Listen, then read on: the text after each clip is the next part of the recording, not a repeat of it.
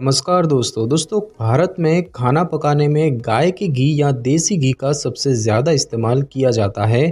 खाने के अलावा गाय के घी को पोषक और स्वास्थ्यवर्धक फायदों के लिए भी जाना जाता है। आयुर्वेद में गाय के घी की पहचान रसायन के रूप में की गई है। आयुर्वेद के सबसे प्राचीन ग्रंथों में से एक चरक संहिता में भी गाय के घी का उल्लेख मिलता है। यहाँ तक कि संस्कृत में गाय के घी को घृत के नाम से जाना जाता है, जिसका अर्थ है उजला या उज्जवल करने वाला। दुर्भाग्यवश गाय के घी के फायदों को लेकर बहुत ही कम वैज्ञानिक शोध किए गए हैं। दोस्तों, भारत के खाद्य सुरक्षा और नियामक प्राधिकरण के अनुसार घी जो है ये दूध या मिल्क क्रीम से बना एक फैट है जिसमें किसी भी तरह का कोई रंग और प्रिजर्वेटिव मौजूद नहीं होता है। हिंदू धर्म में गाय का घी अत्यंत धार्मिक और आध्यात्मिक महत्व रखता है और ये वैदिक कार्यों में इस्तेमाल होने वाले सबसे प्रमुख घटकों में से एक है। हिंदू रीति रिवाजों में भगवान को गाय का घी अर्पित किया जाता है। तो दोस्तों, बात की जाए गाय के घी के फायदों के बारे में, तो इसका सबसे पहला फायदा होता है हर्बल धूम्रपान में। आयुर्वेद दैनिक दिनचर्या में हर्बल धूम्रपान की सलाह देता है। घी जो है ये बड़े पैमाने पर आयुर्वेद हर्बल धूम्रपान प्रक्रिया में एक घटक के रूप में इस्तेमाल किया जाता है और हर्बल धूम्रपान वात और कफ दोष को संतुलित करने में मदद करता है। ये दोनों निवारक और उपचारात्मक उद्देश्यों के लिए इस्तेमाल किया जाता है। साथ ही साथ दोस्तों, ये आपको मुक्त कण यानी कि फ्री रेडिकल से बचाता है। नारियल तेल या जैतून के तेल जैसे अन्य तेलों की तुलना में घी का हायर स्मोकिंग पॉइंट होता है और इसका कारण ये है कि दूध जैसे गर्मी के प्रति संवेदनशील घटक घी से निकल जाते हैं और इसका मतलब ये है कि 250 डिग्री सेल्सियस के तापमान तक ये मुक्त कणों में नहीं टूटता है और एक्रोलिन रिलीज करता है, जो कि भोजन को गंध और तीखा स्वाद प्रदान करते हैं। मुक्त कण अस्थिर अणु यानी कि अनस्टेबल मॉलिक्यूल होता है, जो कि सभी प्रकार की स्वास्थ्य समस्याओं का कारण बनता है, समय से पहले बुढ़ापे से लेकर कैंसर तक। और इसीलिए घी से आपको उन हानिकारक अस्थिर अणुओं को ग्रहण करने का खतरा कम है। साथ ही साथ दोस्तों, ये आपकी ऊर्जा के स्तर को भी बढ़ाता है। घी आपके चयापचय के साथ साथ ऊर्जा स्तर को बढ़ावा दे सकता है। इसमें मध्यम श्रृंखला फैटी एसिड आपके ऊर्जा स्तर को बढ़ाने के लिए विशेष रूप से उपयोगी है और ये फैटी एसिड जल्दी लिवर द्वारा संसाधित होते हैं और इसे ऊर्जा के रूप में जला देते हैं। वे वसा उत्तकों में नहीं जाते हैं, जिससे कि वजन में योगदान दे सकते हैं। और इसी समय घी जो है ये ए, डी, ई और के जैसे वसा घुलनशील विटामिनों के अवशोषण में सहायता करता है, जो कि बेहतर ऊर्जा और सहन शक्ति के लिए महत्वपूर्ण है। विशेषज्ञों का सुझाव है कि एथलीट घी को लगातार ऊर्जा स्रोत के रूप में इस्तेमाल करें। साथ ही साथ दोस्तों, ये आपकी हड्डियों को भी मजबूत करता है। घी उन खाद्य पदार्थों में से एक है जो विटामिन के और उसमें भी विशेष रूप से विटामिन K2 में समृद्ध होता है। विटामिन K2 कैल्शियम सहित खनिजों का उपयोग करने में मदद करने के लिए शरीर के लिए जरूरी है। वास्तव में ये विटामिन कैल्शियम की तुलना में बेहतर हड्डियां बनाता है और इस विटामिन की दांत क्षय के विरुद्ध रक्षा के लिए उच्च स्तर की आवश्यकता होती है। घी भी जोड़ों और संयोजी ऊतकों के लचीलेपन को बढ़ावा देता है। साथ ही साथ दोस्तों, ये आपके नाक में आप नेज़ल ड्रॉप के रूप में भी आपका इसका इस्तेमाल कर सकते हैं। घी के 2 बूंदे भोजन से 30 मिनट पहले सुबह के समय दोनों नाक में डालें। इस अभ्यास को नस्य कर्म के रूप में जाना जाता है। सफ़ेद बाल गिरने, माइग्रेन, सिरदर्द, टिनिटस, सुनने की समस्या, दृष्टि समस्या, स्मृति और एकाग्रता की कमी वगैरह के लिए नस्य कर्म 2 से 6 सप्ताह के लिए किया जा सकता है। लेकिन ध्यान रखें कि कौन सी ऐसी परिस्थिति है जिसमें नाक में घी डालना उचित नहीं है। तो नाक में घी डालने के लिए घी का उपयोग उचित नहीं है जब आकाश बादलों से भरा हो, बरसात का मौसम हो या अधिक सर्दी के दौरान जब व्यक्ति को ठंड, साइनसाइटिस, खांसी और बुखार हो। साइनसाइटिस, सर्दी और खांसी के मामलों में घी जो है ये हालत और भी खराब कर सकता है, लेकिन सिर और गर्दन सहित वात और पित्त की सभी परिस्थितियों में घी उपयोगी है। साथ ही साथ ये प्रेगनेंसी में उपयोगी है। आयुर्वेद में गर्भावस्था में घी एक आवश्यक आहार घटक के रूप में बताया गया है, क्योंकि घी एक मीठा पदार्थ है जो जन्म के बाद से किसी भी व्यक्ति के लिए अनुकूल है। घी जो है ये प्रेगनेंसी को स्थिर करने के लिए नाल क्षेत्र यानी कि अम्बिलिकल रीजन के नीचे भी लगाया जाता है। साथ ही साथ दोस्तों, ये आपको धूल एलर्जी से भी राहत देता है। इससे पहले कि आप काम के लिए अपने घर से बाहर जाएं, नथुने यानी कि नाक की भीतरी दीवार पर घी की एक पतली परत लगा लें और ये वास्तव में धूल एलर्जी से बचने में मदद करता है। साथ ही साथ आप इसका उपयोग घरेलू उपचारों में कर सकते हैं। सुबह भोजन से पहले घी का 1 चम्मच लेने से मूत्राशय क्षेत्र में होने वाले दर्द से राहत मिलती है। लंबे समय से चले आ रहे ज्वर में घी के साथ साथ लहसुन आहार के रूप में लेने की सलाह दी जाती है। तालू और मौखी गुहा के सूखेपन से राहत देने के लिए आंवला पाउडर और किशमिश को घी के साथ मिलाकर कुछ मिनट के लिए मुंह के अंदर रखा जाता है। हरी तकी पाउडर का घी के साथ मिलाकर सेवन करना जलन में राहत के लिए उपयोगी है। त्रिफला का काढ़ा घी और चीनी के साथ एनीमिया के उपचार में उपयोगी है। साथ ही साथ दोस्तों घी का प्रयोग जो है ये शुभ माना जाता है। घी बहुत शुद्ध और शुभ माना जाता है और इसीलिए हिंदू रीति में जब भोजन परोसा जाता है तब घी भोजन पर छिड़का जाता है और ये भोजन के शुद्ध होने का प्रतीक होता है और इस प्रक्रिया को अभिघार के रूप में जाना जाता है। घी आध्यात्मिक प्रथा होमा में प्रयोग किया जाता है जहाँ घी आग में अर्पित किया जाता है और वो सभी स्रोत जो आग के लिए ईंधन के रूप में प्रयोग किया जाता है घी उनमें से एक है। सुबह जागने के बाद घी में चेहरा देखना एक शुभ रस्म माना जाता है।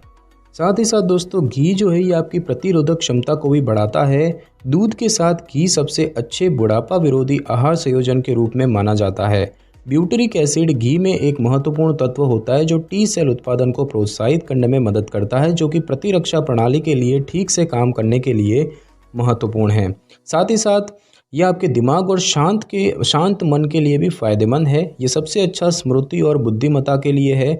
सिर में घी का इस्तेमाल मन को शांत करने में मदद करता है। साथ ही साथ इसके फायदे जलन और उत्तेजना में भी होते हैं।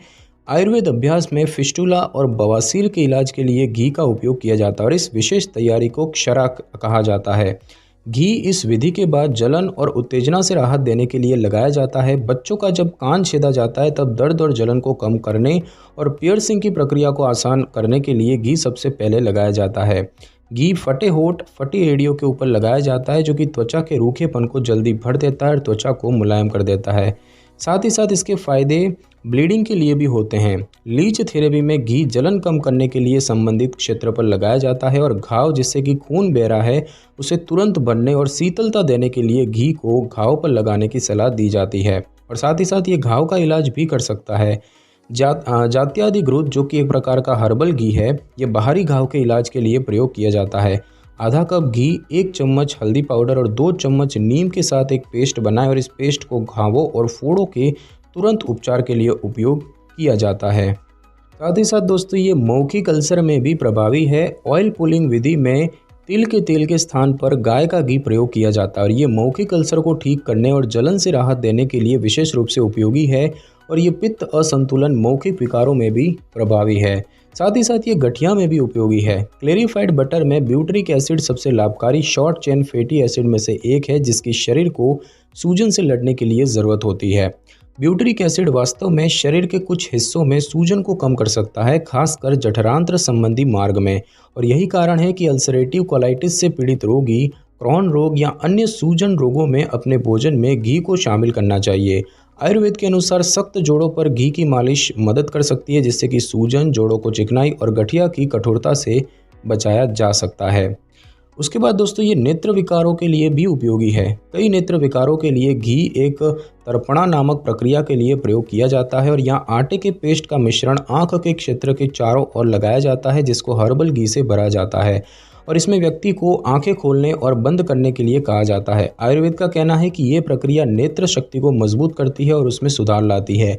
विशेष रूप से त्रिफला के साथ प्रसंस्कृत घी इसी उद्देश्य के लिए प्रयोग किया जाता है। त्रिफला और शहद के साथ घी नेत्र स्वास्थ्य में सुधार के लिए एक उपाय के रूप में बताया गया है। साथ ही साथ दोस्तों ये नवजात शिशु के लिए भी फायदेमंद है। 2 से 5 घी की बूंदें नवजात को देने की सलाह दी जाती है।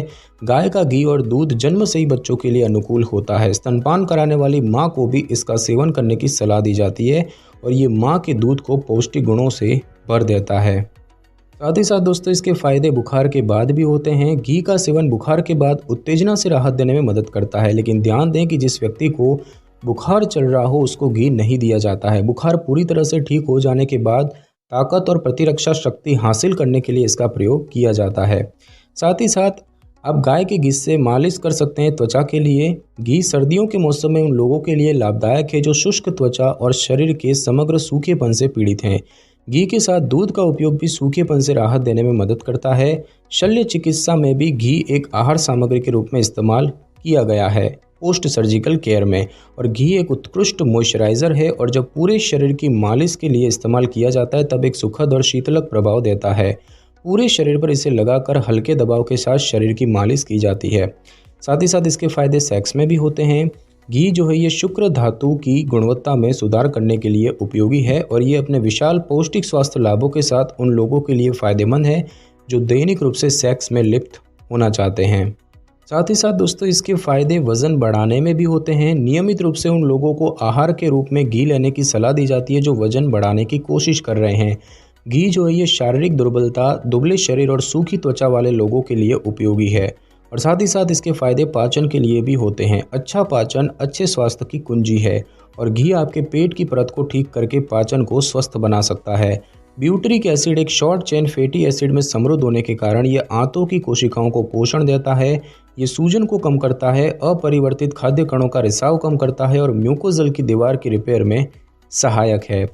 और अब हम दोस्तों जानेंगे कि अधिक घी खाने पर आपको किन बातों का ध्यान रखना चाहिए। तो दोस्तों अगर आपको लगता है कि आपने अधिक घी खा लिया है तो तब तक खाना ना खाएं जब तक कि घी पूरी तरह से पच ना जाए। हर आधे घंटे में गर्म पानी पिएं। यदि आप भूख महसूस करने लगें तो गर्म तरल खाद्य पदार्थों को ही खाने की कोशिश करें जैसे कि वेज सूप। और जब आप पेट और शरीर में हल्कापन महसूस करने लगे तो आप अपनी आहार दिनचर्या को फिर से शुरू कर सकते हैं। बिना फैट वाली छाछ घी के गलत उपयोग के बुरे प्रभाव का मुकाबला करने के लिए एक विशेष उपाय के रूप में बताई जाती है और ये पाचन में सुधार करने में मदद करती है। और अब हम दोस्तों जानेंगे कि गाय का घी आप कैसे खा सकते हैं, आपको किन बातों का ध्यान रखते हुए गाय का घी खाना है। तो हालांकि घी के कई स्वास्थ्य लाभ हैं, अधिक घी का सेवन शरीर के लिए खतरनाक हो सकता है।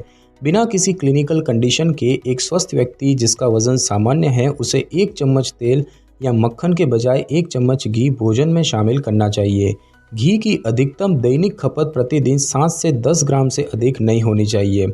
भोजन लेते समय घी के साथ पहले सख्त खाद्य सामग्री का सेवन किया जाना चाहिए, फिर नर्म खाद्य पदार्थ और अंत में दही। आमतौर पर घी की खपत के बाद एक गर्म पेय लेना अच्छा होता है। उदाहरण के लिए सुबह आधा या 1 चम्मच घी 1 कप चाय या कॉफ़ी से पहले लिया जा सकता है। सुबह आधा चम्मच घी नाश्ते में शामिल करके अपने दिन की शुरुआत आप शानदार तरीके से कर सकते हैं। अपने दाल और चावल में आप 1 छोटा चम्मच घी शामिल कर सकते हैं। चपाती या पराठे पर घी डालकर खा सकते हैं। लहसुन और कुछ मसालों को तलने के लिए भी घी का इस्तेमाल किया जा सकता है। मसाले और जड़ी बूटियों को घी में मिलाया जा सकता है और चिकन और मछली पर डाला जा सकता है। इसे दलिए में मिलाया जा सकता है।